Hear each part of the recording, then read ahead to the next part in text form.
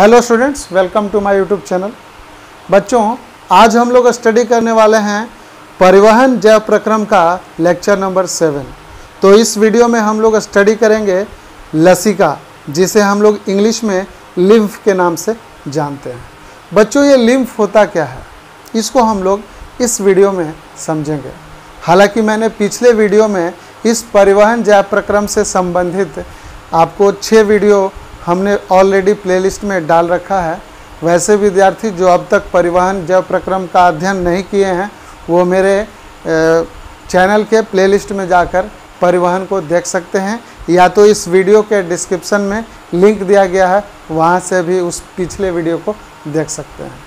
तो बच्चों, हम लोग इस वीडियो में समझेंगे कि लसिका होता क्या है। बच्चों, बहुत ही आसान है। जिस प्रकार आपने रक्त को समझा था कि रक्त भी एक तरल संयोजी ऊतक है, ठीक उसी प्रकार हमारे शरीर में लसिका भी पाई जाती है और यह भी तरल संयोजी ऊतक है।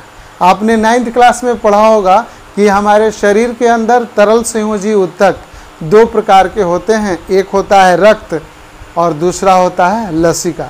तो रक्त के बारे में आप ऑलरेडी जान चुके हैं, ऑलरेडी पढ़ चुके हैं कि रक्त लाल रंग का एक तरल पदार्थ है जो हमारे रक्त वाहिनियों के अंदर, जो हमारे रुधिर वाहिनियों के अंदर यह प्रवाहित होता रहता है और यह शरीर के विभिन्न अंगों में पहुंचता है। ठीक उसी प्रकार हमारे ऊतकों में भी कुछ विशेष प्रकार का द्रव्य पाया जाता है। यह ऊतक द्रव के नाम से भी जाना जाता है। बच्चों, आप सभी जानते हो कि ऊतक होता क्या है। हम सभी जानते हैं कि ऊतक कोशिकाओं का एक विशेष प्रकार का समूह है जो एक विशिष्ट कार्य के लिए संपादित होता है। यानी कुछ विशेष प्रकार के कोशिकाएं जब एक जगह एकत्रित होती हैं और वह एक विशिष्ट कार्य के लिए रिस्पॉन्सिबल होता है, एक विशिष्ट कार्य के लिए उत्तरदायी होता है, ऐसे कोशिकाओं के समूह को हम लोग ऊतक कहते हैं।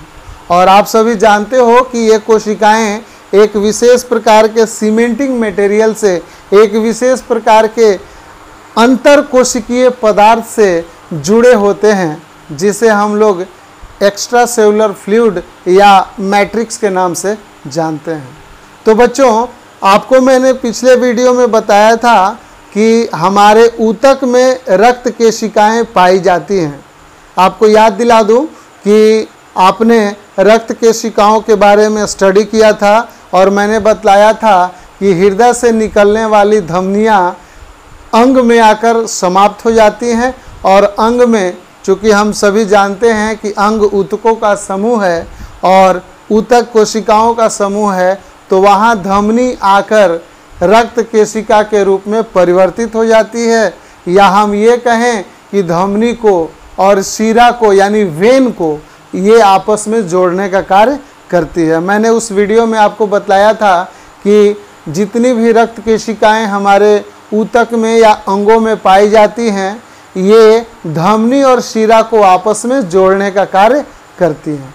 तो जो रक्त केशिकाओं में प्रवाहित होता है, उसी रक्त में से कुछ प्लाज्मा विसरण की क्रिया करके वह ऊतक द्रव में मिल जाते हैं।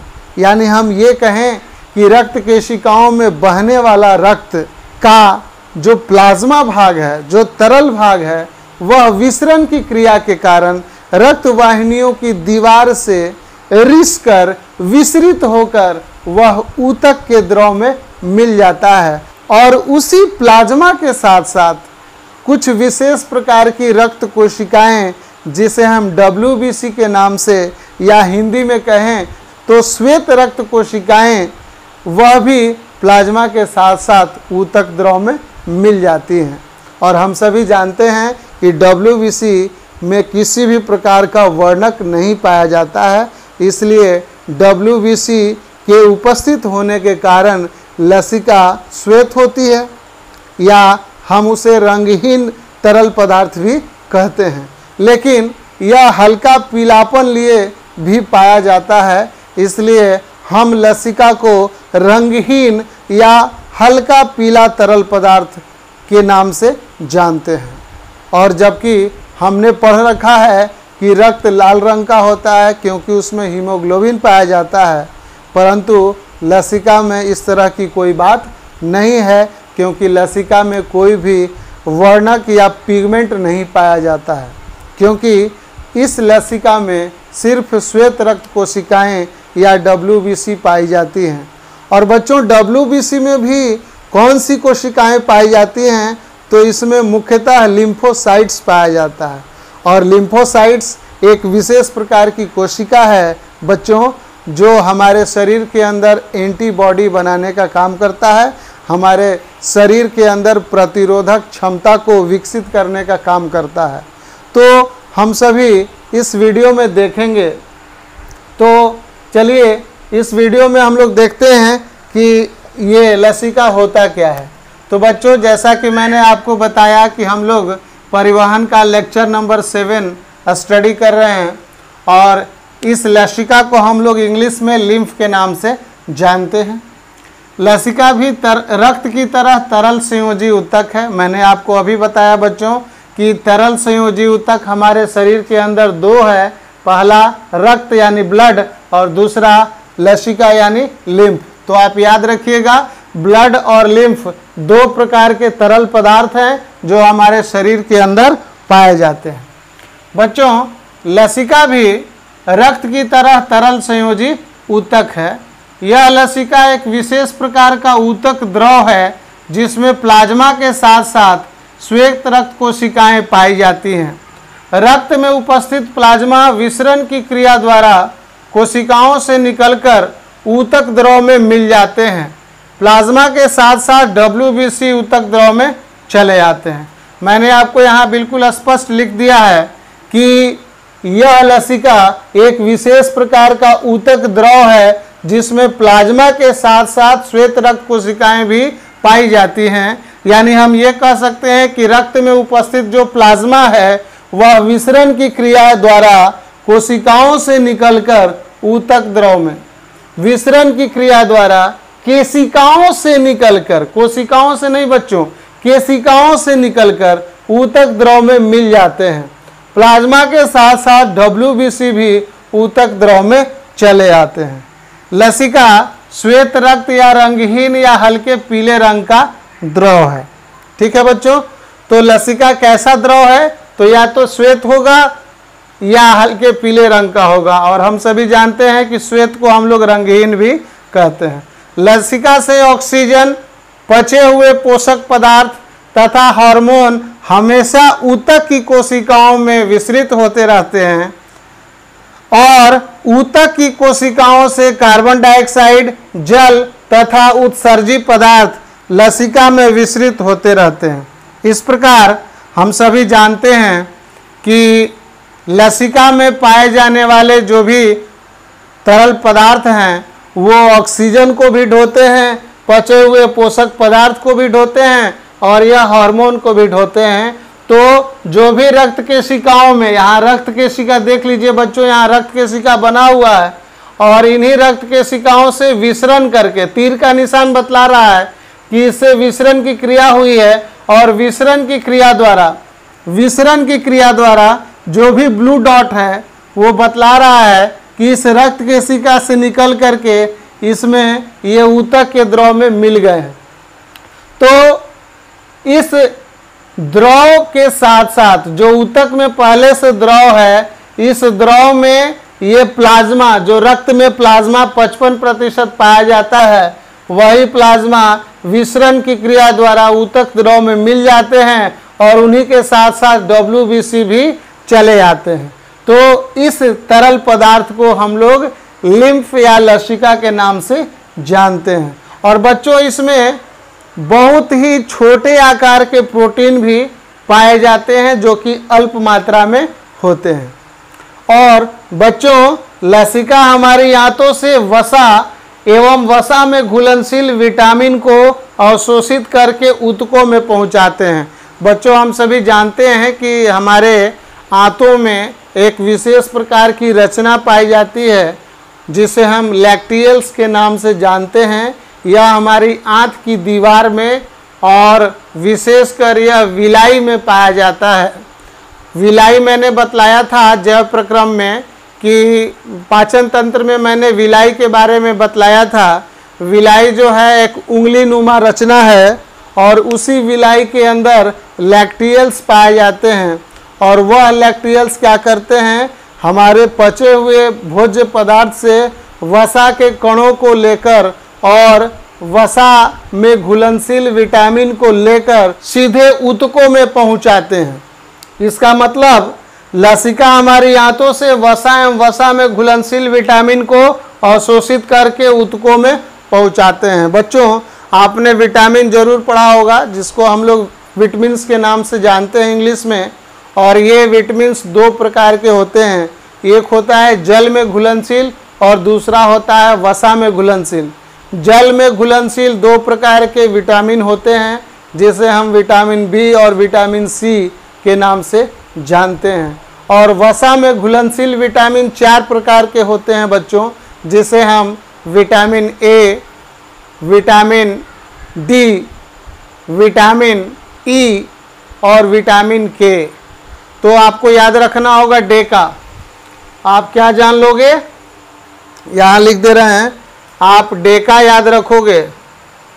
डेका का मतलब ये वसा में घुलनशील विटामिन है, vitamin D, vitamin E, vitamin के, vitamin A.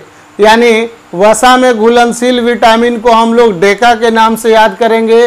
Vitamin D, vitamin E, vitamin के और विटामिन ए। तो डेका क्या है, ये वसा में घुलनशील विटामिन है। और जल में घुलनशील विटामिन कौन है, तो बी सी, बी और सी याद रखेंगे। तो बच्चों, यह लसिका वसा के परिवहन में भी और वसा में घुलनशील विटामिन को भी परिवहन करने में सहायता प्रदान करता है। तो बच्चों, यह लसिका हमारे शरीर के अंदर हमारे ऊतकों में यह ऑक्सीजन का भी परिवहन करता है, यह कार्बन डाइऑक्साइड का भी परिवहन करता है, यह पचे हुए भोज्य पदार्थ यानी पोषक पदार्थों का भी परिवहन करता है, यह विभिन्न प्रकार के हार्मोन का भी परिवहन करता है। तो इस प्रकार यह लसिका भी हमारे शरीर के अंदर एक विशेष प्रकार का तरल संयोजी ऊतक है जो कि कोशिकाओं को आपस में जोड़ने का कार्य करता है। तो बच्चों, हमारे शरीर के अंदर दो प्रकार के तरल संयोजी ऊतक पाए जाते हैं, आप याद रखिएगा। पहला होता है रक्त और दूसरा होता है लसिका। तो लसिका में किसी तरह का कन्फ्यूज़न नहीं होना चाहिए। बच्चे हालांकि लसिका में ही कन्फ्यूज़ रहते हैं, तो इसमें कन्फ्यूज़ होने की कोई बात नहीं है। आप बस इतना समझिए कि जो भी रक्त वाहिनियाँ हैं, उन रक्त वाहिनियों की दीवार से जो रक्त में उपस्थित तरल पदार्थ है जिसे हम प्लाज्मा के नाम से जानते हैं, वही प्लाज्मा रक्त वाहिनियों की दीवार से जिसे हम केशिका के नाम से जानते हैं, और उनकी दीवारों से यह धीरे धीरे विसरण की क्रिया द्वारा यह ऊतक के द्रव में मिल जाता है। जिस प्रकार हम लोग जानते हैं कि बरसात के दिनों में दीवार से दूसरे तरफ की दीवार से जो जल की बूंदें हैं वह धीरे धीरे आपके घर के अंदर वाले दीवार के तरफ सिड़ करके रिस करके आ जाते हैं, या छत पर का जमा हुआ पानी भी आपके सीलिंग से नीचे धीरे धीरे रिस करके टप टप करके नीचे चूते हैं। यानी हम ये कह सकते हैं कि आपके घर में जो भी सीलन होता है, जो जल दूसरे तरफ है वह आपके कमरे में भी धीरे धीरे पहुंच जाता है। उसी तरह से रक्त वाहिनियों की दीवार से जो रक्त के अंदर प्लाज्मा उपस्थित है वो हमारे ऊतक के द्रव में आकर मिल जाते हैं, और उसी प्लाज्मा में WBC भी पाया जाता है जो वह प्लाज्मा के साथ साथ ऊतक द्रव में मिल जाते हैं।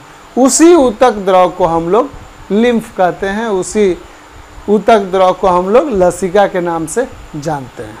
तो बच्चों, लसिका एक महत्वपूर्ण तरल संयोजी ऊतक है, और यह लसिका आगे चल के यह वीनस सिस्टम में मिल जाता है, यानी यह शिरा तंत्र में आगे चल के मिल जाता है।